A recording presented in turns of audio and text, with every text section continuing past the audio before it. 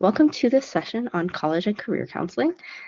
So today we're going to talk about how Flint can be used a bit beyond academics. That's typically our main focus, but since we work with whole schools, we know you all also have access to Flint, and we want to help you in your work in whatever ways possible.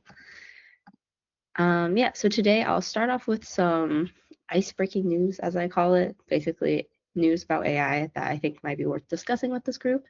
Then I'll do a quick demo of Flint version 5.1, which actually came out about 5 hours ago. So yeah, you all might be some of the first to see it. And then we'll talk about specific counseling applications where Ying will do a couple demonstrations and show us what he's built for his students. And then we'll have some time for like additional share out and Q&A for everyone. The recording will be available later, probably within the next 16 or so hours. And then at any point, questions are welcome. Feel free to ask whenever you feel a burning question pop up, or you can unmute or you can ask in the chat. Happy to make this as interactive as possible. But yeah, to start off with some ice-breaking news, I saw this headline from the San Francisco Chronicle about how AI is about to blow up the $3 billion college application industry. So there are like some tech startups, mostly run by recent students, who are helping students with their college applications and like basically doing a lot of what, external college coaches might do, or even college counselors within schools might do. So I wanted to ask this group, do you think access to AI will decrease demand for human college coaches or school counselors? Do you think it'll like shift the balance between which of these resources that students typically seek out? Yeah, any thoughts are welcome. I think we can confidently say it's not going to decrease demand maybe anytime soon. Some folks here might feel differently, but that's just my opinion. Yeah, why do you feel that way, Xander? I think being able to actually replace a human is really tough to do, especially a college counselor. I think that's someone who in the academic field, at least at higher education, is pretty key and essential to a lot of folks right now. So I don't see it decreasing demand. Potentially some type of involvement maybe, but I would love if someone else here maybe could expand on that for me. That would be cool. So I went to the CIS forum in Basel, and there was a recent student. So I'm glad you actually said recent students. A majority of them are using these AI tools. And so it was a recent student that pitched his product to a room full of very experienced college counselors across the world. And we looked at it, and this kid completely missed the mark on what an initial college counselor meeting is about. So he said, I decided to make this AI so that students will be basically not be giving the information about who they are initially in the first college counseling meeting.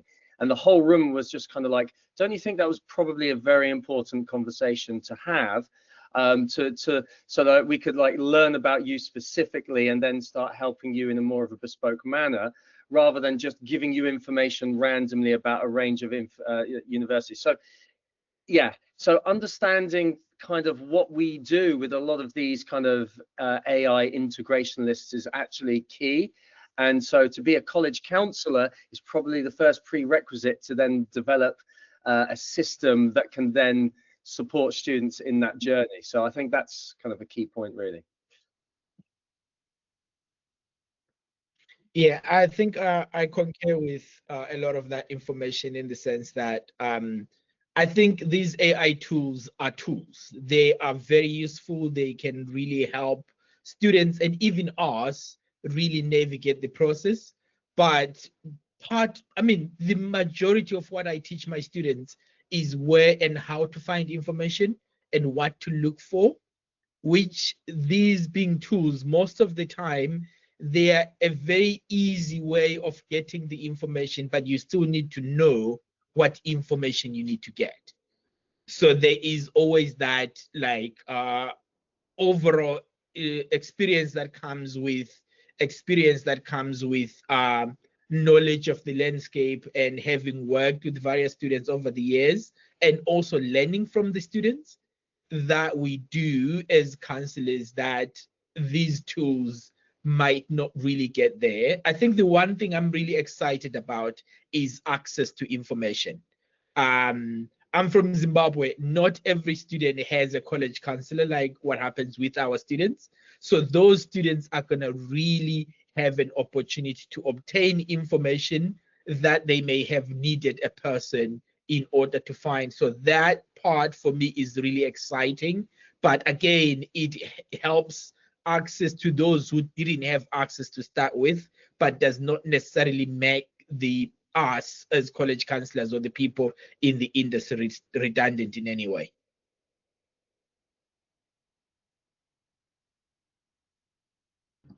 Awesome. I love your point on how, these AI experiences need to be shaped by the counselors. You all have the expertise on like what knowledge students will need to get out of it.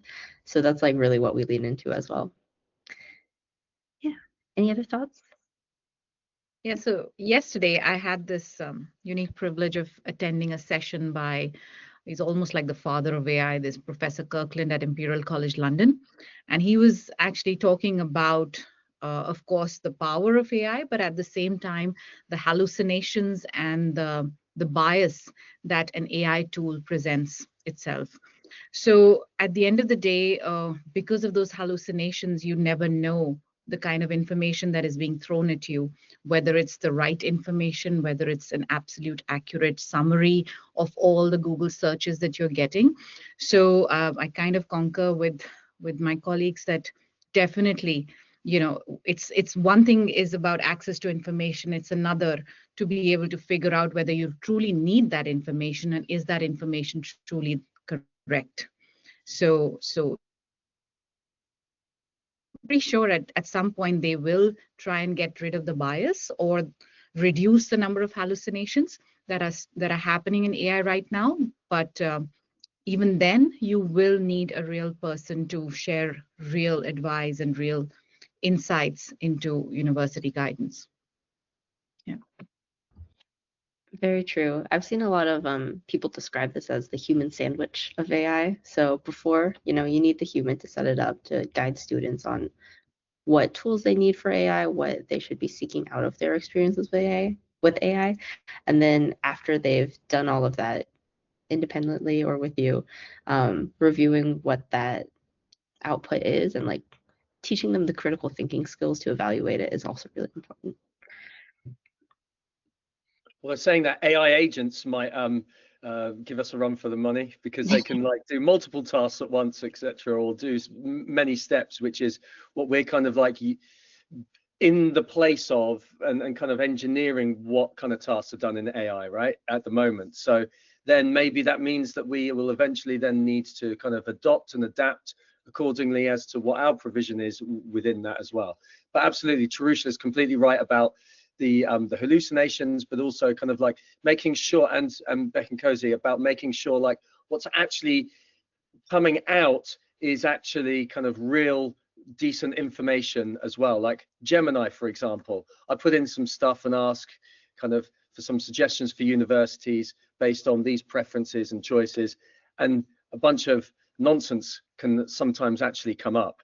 So yeah, so it's dealing with the right tool and knowing what the right tool and the quirks are from each one as well is a big thing as well.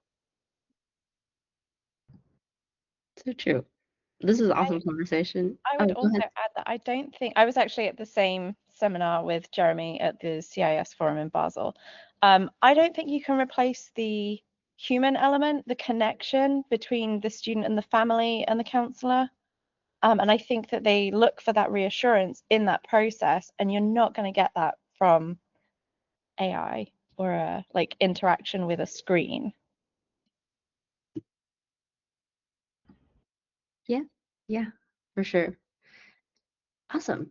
Yeah, I love this conversation. Unfortunately, there's like a lot more content to get through, so I will continue on forward. But we can definitely continue this discussion at the end if there's time. But yeah, so really quickly, I'm going to do a demonstration of the new Flint. Let me switch my tab over. Yeah, so as of 5.5-ish hours ago, this is what Flint now looks like. For those of you who haven't seen it, that would be less shocking maybe. But for those of you who have, we've actually created some additional functionality in Flint, and we're highlighting how you can chat with Flint directly for your own work. So we have built out these teacher tools, and then also if you're a teacher, you can click here to see student tools that can be used by teachers and students independently, students for study help, and then teachers for productivity and brainstorming, and also just generation in general. So yeah, that's like the new chats. There's even one specifically on having students get help with college applications.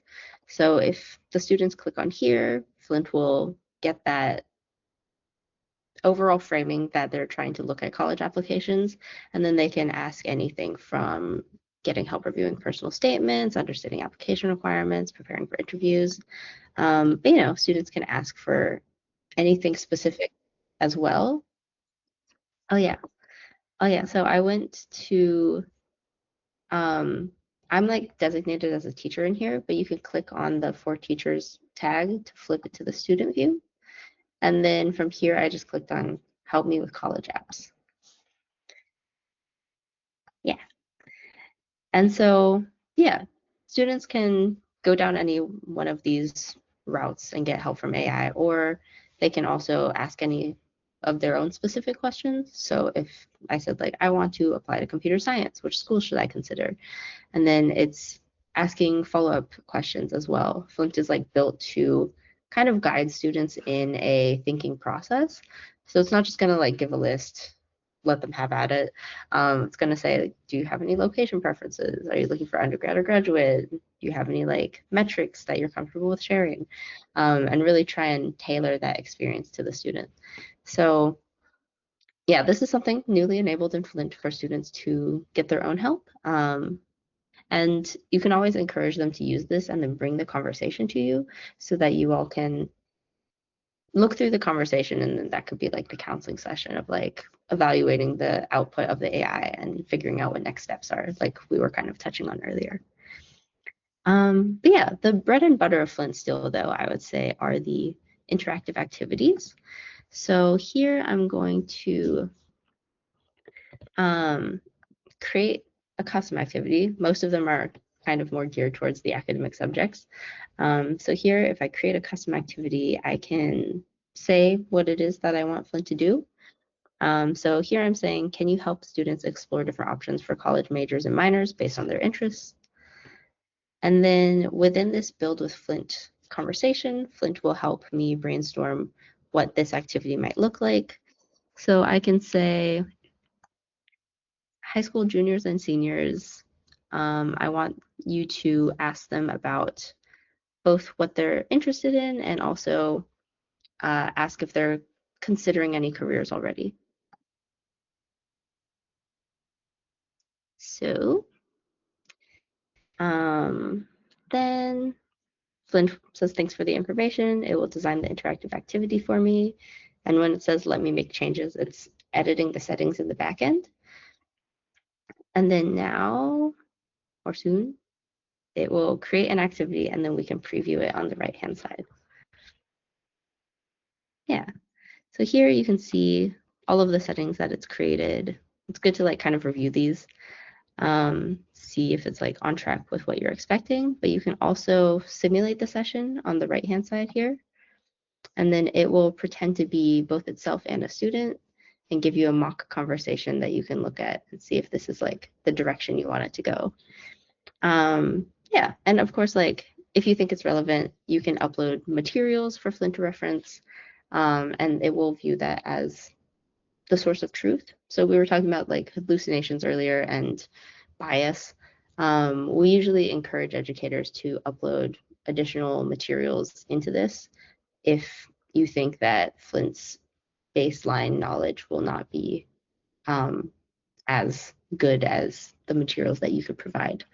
So yeah, right now we use Claude 3.7 Sonnet, which is one of the best models out there, but still sometimes there's like a lot of niche information that it doesn't have. So if you're coaching students on specifically like universities in a certain major and you want to create an activity for them to talk to, then if you can find like a list of those universities with descriptions to upload, that would be amazing. Yeah, it looks like the AI is having a very long conversation about research and professorships. But yeah, that's the gist of how you can create an activity. Just make sure you click create and then you can share it with students simply with a link. And then let me also show you all what it looks like once you have a couple submissions here. So I made this like identical activity almost. And as a teacher here, I can see all of the sessions that students have had, the ones that they have submitted, the ones that are in progress. And what I've been seeing some counselors do is they can click into one. For example, I can click into this one with Xander. And then both you and the student can see the whole transcript and the final summary of how the conversation went. So here it says that Xander expressed interest in being both helping people and also earning potential in a career. And then, you know, we can look at the entire conversation as well. And so we see some counselors going back to this either as a summary of what the student is interested in. And then from there, you know, you've had that like initial like exposure conversation basically through Flint, and then you can dive deeper into specific aspects with the student. Yeah, and then you can also go back and ask them like, hey, I saw you mentioned this, like, what can you tell me more about that? So it just gives you as a counselor some additional information on the student that you don't have to gather one by one. Great. Can I just quickly ask? So it says share session at the top there. Does that mean that you can like export this into maybe a Google Doc or something like this, or what options are there available for that? Yeah. Not quite a Google Doc. Share session actually shares within the workspace, so you can share it with another. Like if you work with another counselor, you could share that with them. But if you want to export it, I would actually print the session. This will save it as a PDF so that you can add it to whatever else, whatever other platforms you want. Oh, I'm not gonna save it right now. Okay, yeah. Any other questions about creating an activity or viewing sessions? Can you now then make a summary with your own kind of prompt now based on this? So it's like based on the conversation, can you please categorize all the things that the student is doing, what their next to-dos are, and then things that they can do in order to achieve that to-do list? Yeah. You could create an activity for yourself almost, so that you can like export one of these student sessions, put it in, and then Flint will just like respond with the thing that you just asked for. Yeah, I would say you could either do that through a chat or an activity. If you continuously do it through a chat, you might reach like the memory limit. So an activity might be nice so you can create additional sessions. So maybe you could take that as a PDF and then drop it into maybe ChatGPT as an attachment or Claude, and then create your own prompts. So you're doing it outside the system maybe, and then save. Yeah, that would also be, so you don't have to worry about space so much on like what's being used in here. Oh yeah, you could. We don't like charge based on space though. It's just like by nature. I don't know if you've had like a crazy long conversation with ChatGPT, but eventually it'll say like, hey, I can't remember like the earlier parts of our conversation. So within Flint, like we kind of also put some guardrails around that and just ask that you make a new session. So you can do exactly what you were asking in Flint still. Actually, on the homepage, you could just drop it into here, upload the document, ask it to summarize it for you. And I think like you might want to check with your school, but I would actually suggest doing it in Flint over another platform, unless you have like the extra security enabled. But in the tech industry, we say if you're not paying for a tool, then you are the product. Yeah, so they might be taking like the student data conversation and like using it for training, and that can be kind of a murky territory. Yeah. Yeah. That was actually going to be one of my questions about what you mentioned with you mentioned that in like the meeting or the I think it was like the activity preview or the lesson preview that you could kind of correct it and upload your own information in case it hallucinates or anything. Is that just like for our own edification, or is that kind of used to further train the tool, or how does that work? Yeah. So whenever you're uploading additional materials, that's only being applied to that specific activity. So like our team doesn't use it to train Flint as a whole. And then also any specific prompting or materials that you put into one activity won't transfer over to other activities. Gotcha. Thanks. Mm-hmm.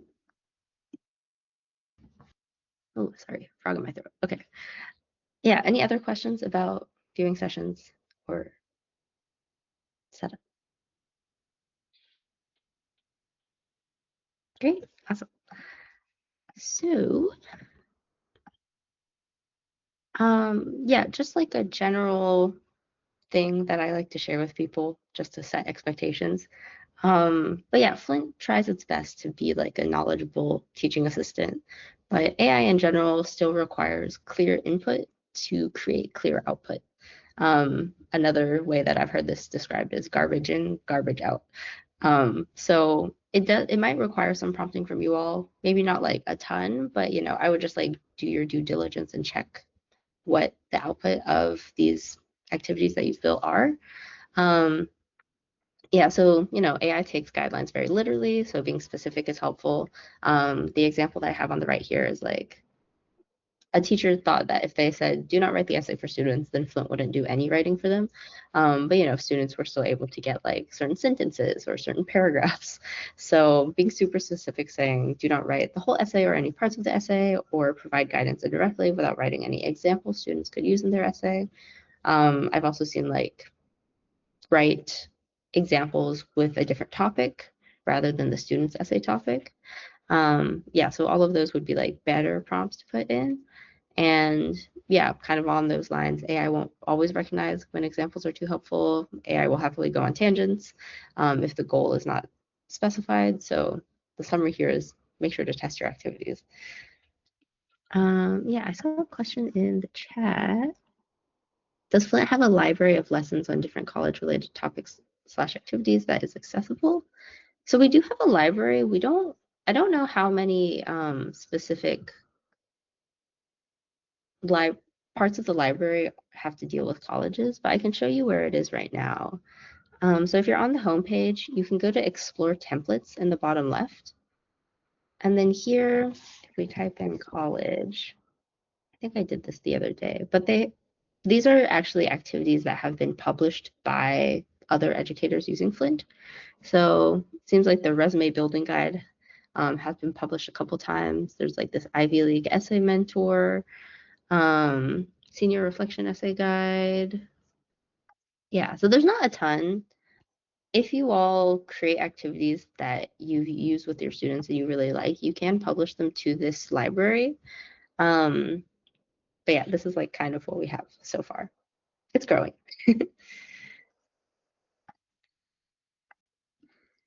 If we were to publish an activity that we use, like, is there kind of like, so in platforms like pay teachers or whatever, what was it, do you get like any kind of monetary whatever if you get like 1,000 or 1,000,000 hits or something? Just curious, that's all.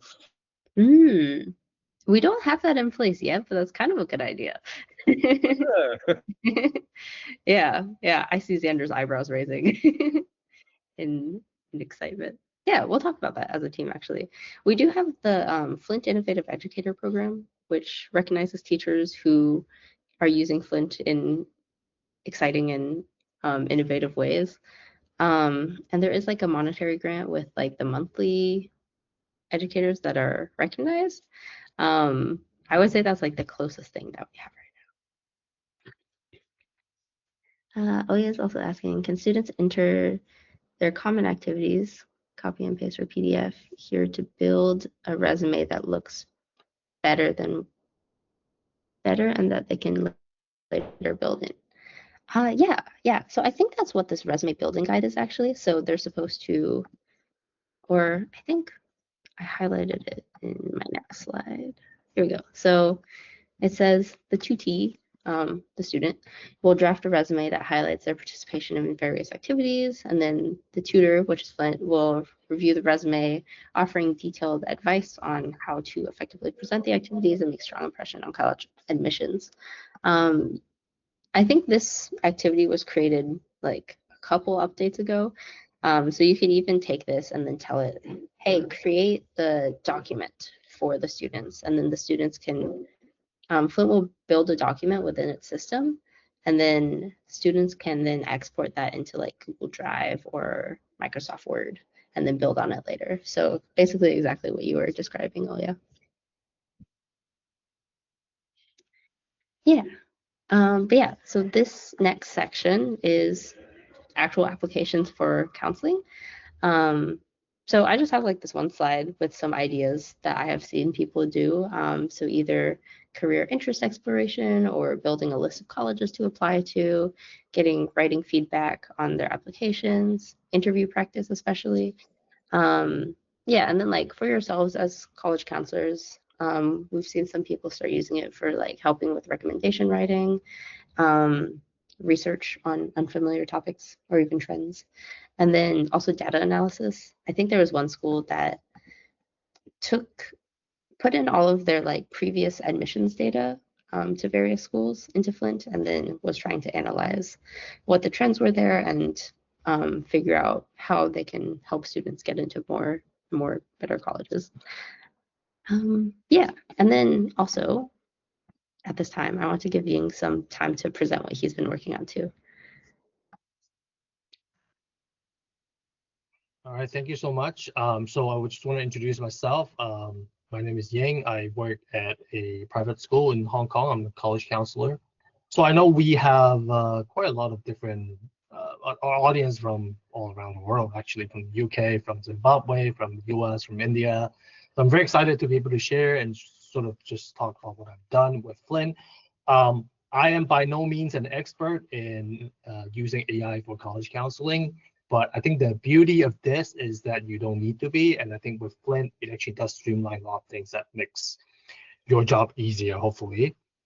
And I think what I have done is I have tried a number of different things. And this is why I would like to sort of just go through what I've done with everyone. Let me just quickly share my screen. Let me see.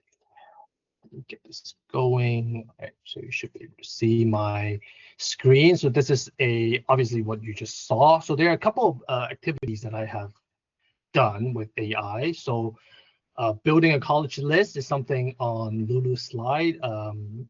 This is actually quite interesting. So maybe I can actually build a similar activity from scratch where all you need to do is basically create a custom activity here.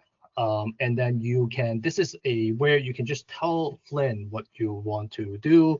And for example, I want to create a college building interactive activity for high school juniors. So let's say that's the goal.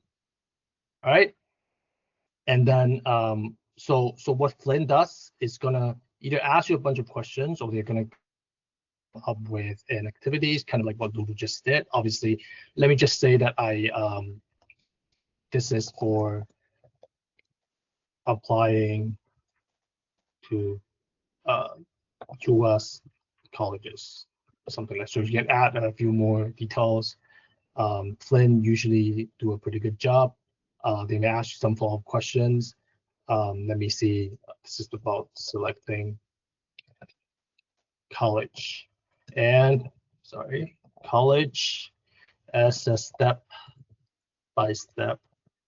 guide. Okay. Obviously, you can keep going on and on. You can basically talk to Flynn as they develop the activity. You can ask them questions. You can ask Flynn. In fact, something I usually do, I ask Flynn to ask me questions so that I can improve the prompt, I can improve the activity. You can ask Flint to ask you 3 questions to make this activity better, and then they will give you some suggestions. Kind of like what Lulu just did here. It will come up with an activity, right? And then it assumes certain sort of criteria and guidelines, what they should do, what they shouldn't do, what the initial prompt is going to look like.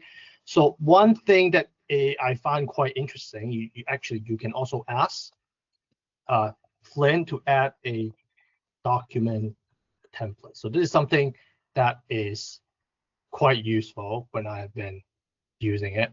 So what it actually does is that in that activity, it's going to have a built-in document.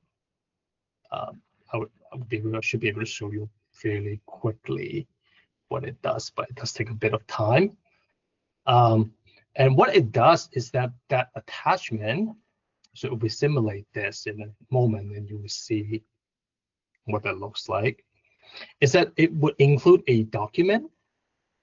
And this is a document that can evolve as the conversation goes. The students can type in new information in the worksheet, and then that would Flynn actually would draw that information and then create responses based on whatever that's put in. And that document itself can be downloaded, it can be exported, printed, and that actually is something that as the conversation goes, students may have new ideas, they may put in new information here, and then once they get to the bottom of the activity, then that's something that can be exported and a counselor can use it, for example, just to go through what the student's been thinking, can go through the activity and also possibly also use that as for the next step, which could be maybe to brainstorm ideas of what you can write for a student in a letter of recommendation. So that can be something that would be very useful. So there's something that I have done. And obviously you can always go back into this conversation and change some of the behavior. You can change your grade level, for example. You can change the context. Perhaps this is not for the US application, for some other countries, you can change that as well. If you work with international students, you can change it as well. And in fact, they also can recognize, I have tried it in Chinese. It's also pretty good. Actually, they can recognize input in Chinese as well. So there are a lot of things that you can do with Flynn. So this is one example of what you can do. Another one would be something that I feel like is for my own purpose is quite useful, is to do a mock interview. So this is what we know that a lot of schools do run interviews. For example, in the US, they may have alumni interviews depending on the school. In the UK, they may have interviews that are more specific to a major or more specific to a program that they want to apply to. And the format can be very different, and you can basically just customize to say that I want to create an interactive undergraduate admission interview for a highly selected university or college. Let's say for this particular purpose, I want to say highly selective university in the US, but obviously they don't do an undergraduate admissions interview, maybe I'll do an undergraduate alumni interview for a highly selective university in the US. Okay, so what it does, it would create some form of an interview, right? And they obviously, this particular time, they ask for more information. Let's say I just want to, this is going to be structured as a mock interview.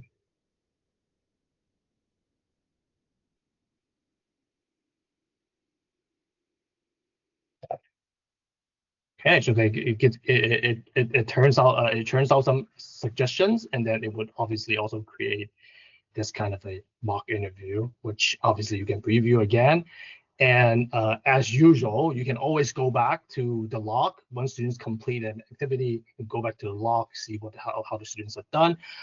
Something I really like about Flint is that you can actually also make this a speaking only activity. So you can actually disable the writing. So it feels a little bit more like talking to a real person. Obviously it's not, but it will be a little bit better than just purely sort of typing in and taking their time. So students actually have to think through what is going in their head. So that's one way of how you can make this kind of feel more real. Another way, obviously, you can attach documents. For example, you can add like a document such as the student's essay or personal statement, right? You can have student. Let me see if I can find the document. So you can have students add in mock interview questions, right? That you can add in article journal, like for example, an article. That's maybe not as usual in the U.S. admissions process, but in some other countries they may use that. So you can do in an article, and then the AI basically what it does is that it will use these articles, use these questions, or use a essay or a personal statement to basically gear the conversation. You ask something in relation to what the students wrote about in a personal statement, what they wrote in the essay, the student's interest. For example, if you're doing a CV, the student's interest, to talk about use past questions from drawing from a question bank. So this is something that Flint can do and kind of can adjust along the way. So actually, throughout the simulation process, there are a lot of things that you can do with this. And something I also really like is the fact that you can change. Let's say you don't like this activity, you can ask them to change. Okay, change this into a subject interview, subject admission interview for the UK, because we know that it's the UK makes it very different. The format is very different. So the idea of how it does is that you can actually see what has been changed with the little preview. So it's taking a little bit of time. But what it does essentially is that you can tell the Flint what you would like to do. So you see what has been changed, right? They basically change the whole thing. They change some of the criteria. They change everything essentially. And then you can clarify, you can add more things. For example, you can ask the interviewer to test for critical thinking. That might be a guideline. You can also change and ask the Flint to use basically to only ask questions in relations to maybe a specific course. You can also ask AI, you can also ask Flint to, for example, only ask one question at a time, which I find it to be quite useful. So we help students to really collect their thoughts before they answer. So these are all the possible things that you can do with AI. Obviously, you can do the similar things with other platforms, but I think Flint makes it really intuitive and makes it really easy for you to just tell them what you want and they can just modify it. So obviously, because of time, I cannot go through everything I have done, but obviously you can do it with college list building, with essay brainstorming, with recommendation letter writing, with sort of like career exploration, with like interview practice. So these are the things that I feel like can really help college counselors, especially if you have a really big caseload.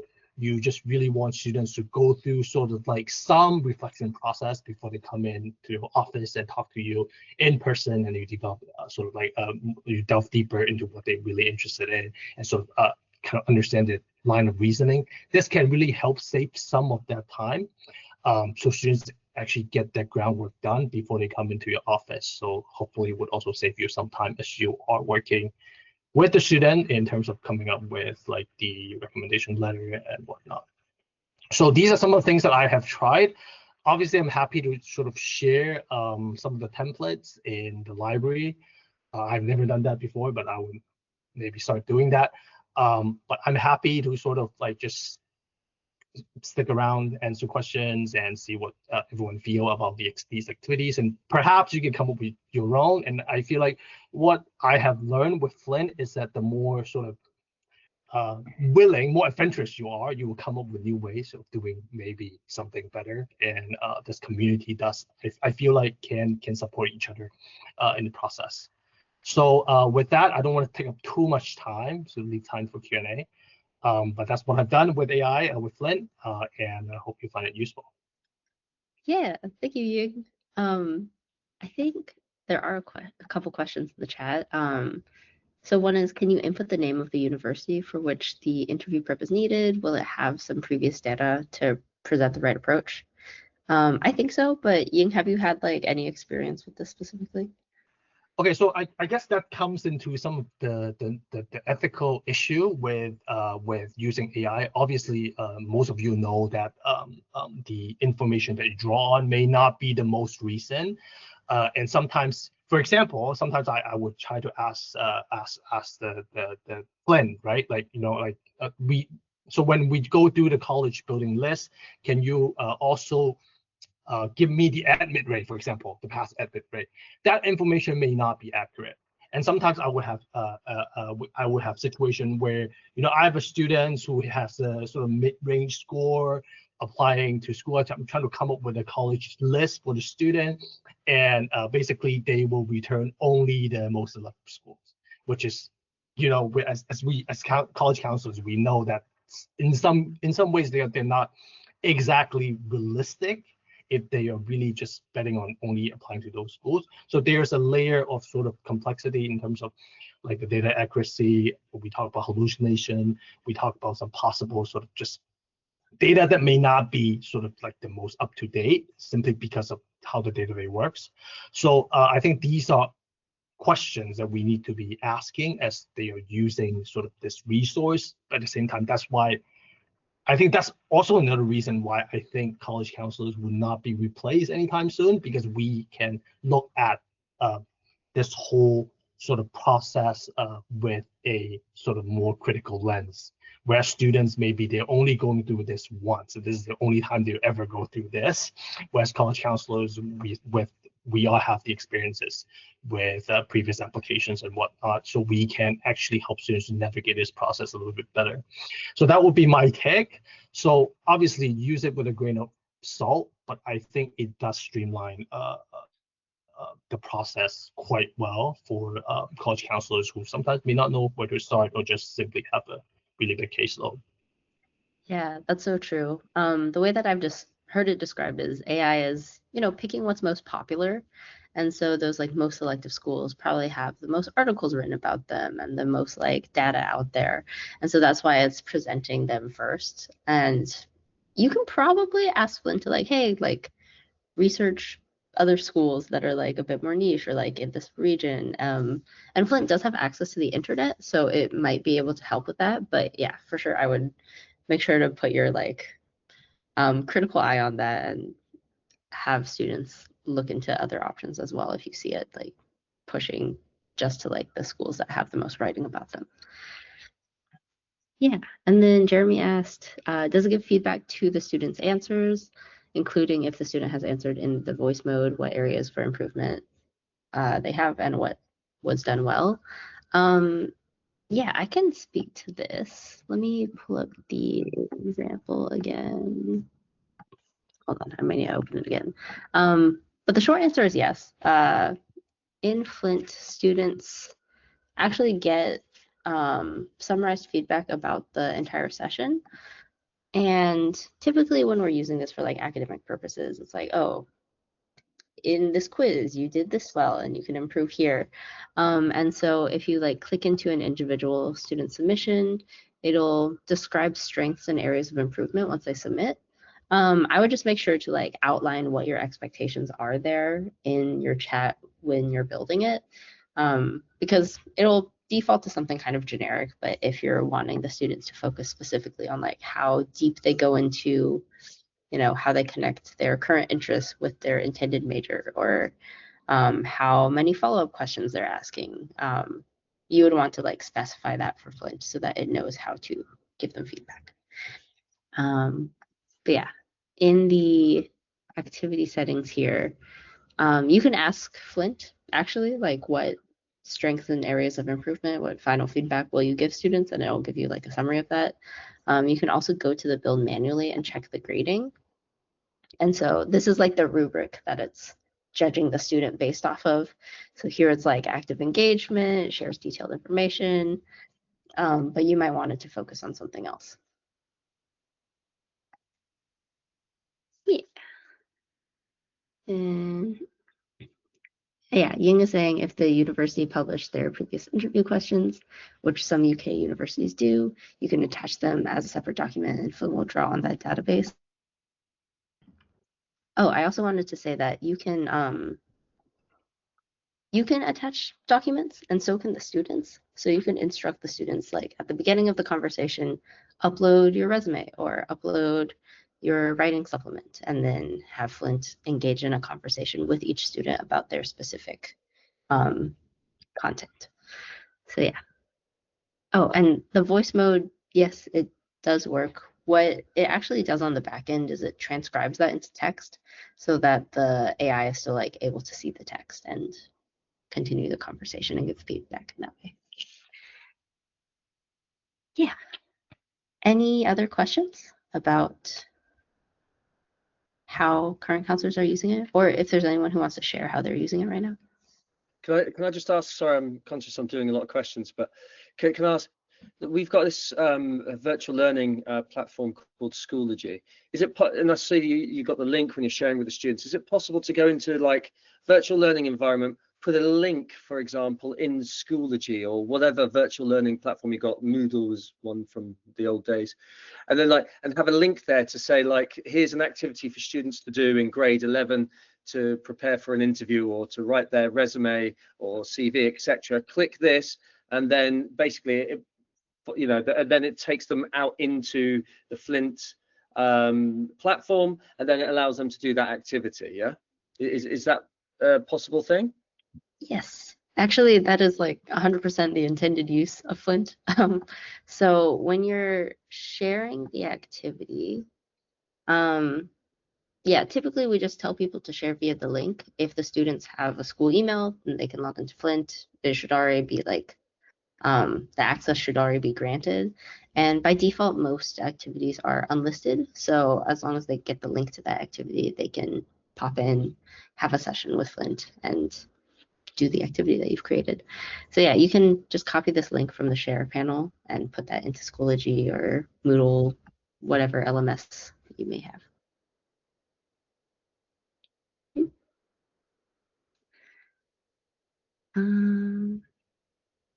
Yeah, thanks, Maddie and Paula, for your kind words. Yeah, anyone else on the call who has used Flint want to share what they've been doing with it?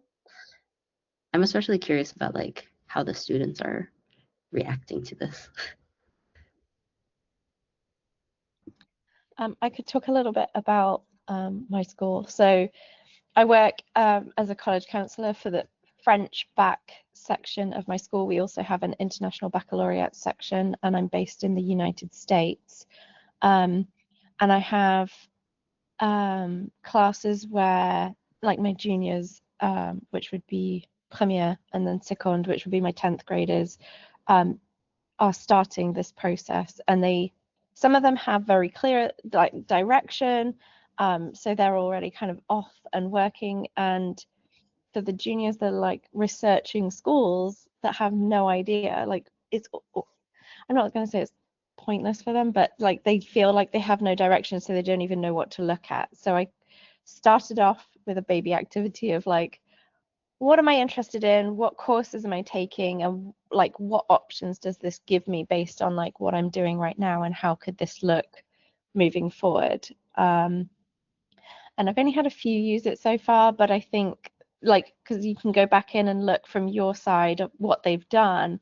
It's been really interesting actually. And I did one session with a student in person, and she was like, this is super helpful, thank you. And again, it's not replacing anything, but it's giving them an opportunity and maybe a less pressured like conversation where they can kind of take their time and think, and then they can come and have a follow-up with me afterwards about what they've like looked at and what's been talked about, and maybe their thoughts and ideas moving forward. But for some of them, it's actually now giving them a starting point for research rather than just I have absolutely no idea. And even questions about what does a day in this career look like, or like what kind of job tasks would be involved in this particular career path, which I might not be able to answer, but it gives them like resources to use. Yeah, for sure. And that kind of goes back to the idea I was talking about earlier of, you can use Flint to help with your own research. So if you know a student's coming in, they're very interested in a specific career path, you can ask Flint like, hey, give me a summary on this so I can like at least have an informed conversation while I'm guiding the student through whether or not this is what they want to do. Yeah. Thank you for sharing, Stephanie. Anyone else to share how they're using it? Ying, actually, do you have any commentary on how your students have been reacting to the activities that you've been building them? Yeah, so I have used the interview thing the most because we were at our school, we usually have students apply to the UK and we have to prep them for the interviews, which a lot of times are very scary, and they got asked a lot of questions. So they're for context, they're not like the US interviews, right? Where it's a friendly conversation. The UK is the exact opposite, right? They're trying to grill you in some cases, right? So I think for a lot of students, they come into that with a lot of anxiety. And I think what Flint does is really help students to sort of have a practicing tool at home, because without such a tool, they have to basically, we need to find a teacher. We need to find, maybe if the student interviewing for history, we need to find a history teacher out of their own schedule to come in and do that interview with the student, which is not to say it's not useful, but there's only so much that we can do within a certain time frame. So what that does is the students can do some practice on their own at home, and then they can, with a better understanding of what the interviews may look like, they can bring that to do an actual mock interview with the real person. Because I think that real person component is still really important, because Flint, as good as it gets, it cannot sort of identify sort of the non-verbal component of the student's interview performance. So that's obviously going to be a limitation, and this is obviously going to be a reason why I think we will still have jobs at the end of the day. College counselors will still have our jobs. So, but I think it really does help, and it just get that practice in for the student, and for them so they become more confident when they are going into the actual thing. So my feedback has been quite good, and you pretty much feel like you have an assistant that knows everything. It knows everything about every single subject out there, and you can just sort of harness that power anytime you need, because students are known to pull all-nighters to prepare and do work, right? So that actually also helps them without sort of eating into our time and working a lot of overtime for us, which I don't think should happen in the first place. But we know that a lot of our colleagues have their big caseload, so that's something that could help. Yeah, actually, I just remembered. So my sister is a freshman in undergrad, and when she was doing her application interviews, a year ago, I also created Flint activities for her to practice with. She was like, "Wow, this is really helpful," because usually, she's bothering me, and like I have work, I have life. We're like not in the same city right now, but I was like, "Hey, use this. You can at least get some extra practice in," and she really appreciated that. Great. I will quickly wrap up then. If any other questions pop up, feel free to send them in the chat or interrupt me really quickly. Let me get to the right slide. Okay.